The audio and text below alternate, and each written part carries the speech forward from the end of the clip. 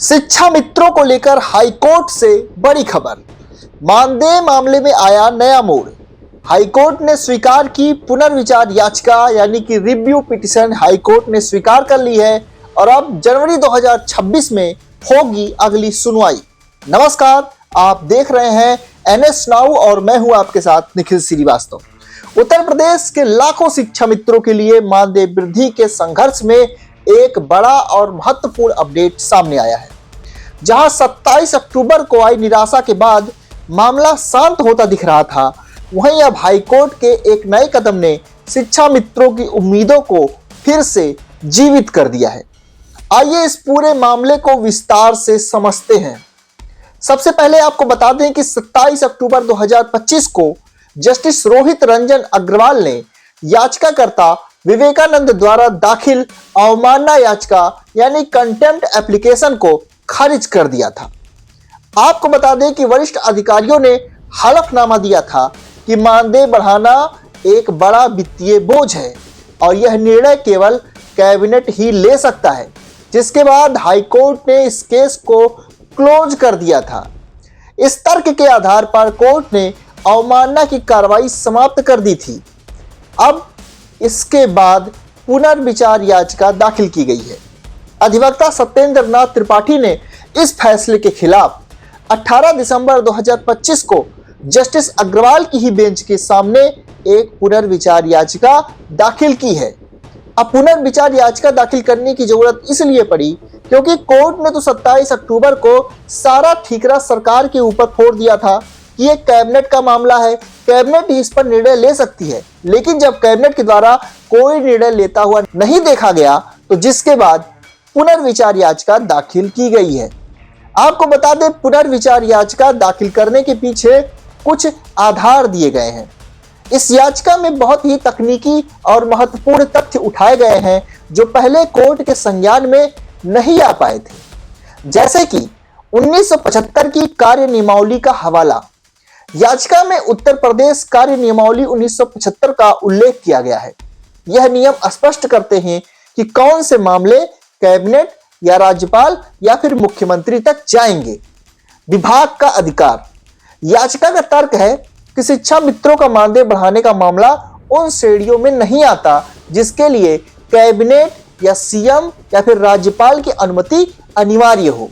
इसे बेसिक शिक्षा विभाग स्वयं तय कर सकता है। अब वित्त विभाग का परामर्श, इसमें एक और बिंदु यह भी जोड़ा गया है, जिसके अनुसार यह भी बताया गया कि अधिकारियों की समिति ने वित्त विभाग से परामर्श लिया था, जो कि यह दिखाता है कि विभाग के पास वित्तीय स्वीकृति के साथ मानदेय बढ़ाने का अधिकार है। अब आपको बता दें कि जस्टिस अग्रवाल की कोर्ट ने इस पुनर्विचार याचिका को सुनवाई के लिए स्वीकार कर लिया है, यानी कि जो याचिका पहले खारिज कर दी गई थी, ये बताते हुए कि इस पर निर्णय लेने का अधिकार तो कैबिनेट का है। अब एक बार फिर कोर्ट ने वैसी ही याचिका को, लेकिन और तथ्यों के साथ उस याचिका को जो दाखिल किया गया है पुनर्विचार याचिका, इसको स्वीकार कर लिया है। आपको बता दें, जो कानूनी विशेषज्ञ हैं उनके अनुसार हाईकोर्ट में पुनर्विचार याचिकाओं के स्वीकार होने की दर मात्र 1% के आसपास होती है और उसमें भी ये केस फिर से सुनवाई के लिए लिया जाना अपने आप में एक बहुत बड़ा संकेत माना जा रहा है। तो आपको बता दें, ऐसे में याचिका स्वीकार होना शिक्षा मित्रों के लिए एक नैतिक जीत के रूप में देखा जा सकता है।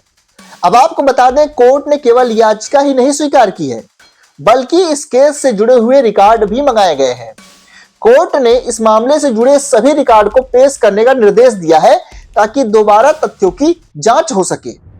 इसके साथ ही आपको बता दें कि एक तरफ कानूनी प्रक्रिया चल रही है तो दूसरी तरफ सरकार के स्तर पर भी हलचल तेज है।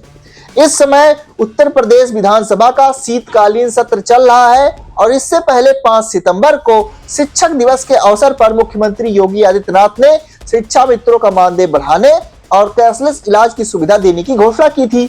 वहीं विधान परिषद में भी इसी मामले का जवाब देते हुए कल संदीप सिंह ने भी ऐसा कहा है कि शिक्षा मित्रों के मानदेय में जल्द ही वृद्धि की जाएगी।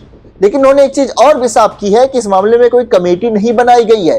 इसका तो विवाद अलग चल रहा है, लेकिन जो हाई कोर्ट का मामला है उसको लेकर अगर आपको बता दें कि पुनर्विचार याचिका स्वीकार हो गई है, वहीं सरकार की तरफ से भी संकेत मिल रहे हैं कि वह मानदेय वृद्धि और अनुदेशकों शिक्षा मित्रों को चिकित्सा सुविधा देने पर विचार कर रही है।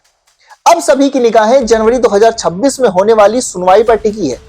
यदि कोर्ट याचिकाकर्ता के तर्कों से सहमत होता है कि विभाग स्वयं निर्णय ले सकता है, तो मानदेय वृद्धि की प्रक्रिया में लगने वाला समय काफी कम हो सकता है।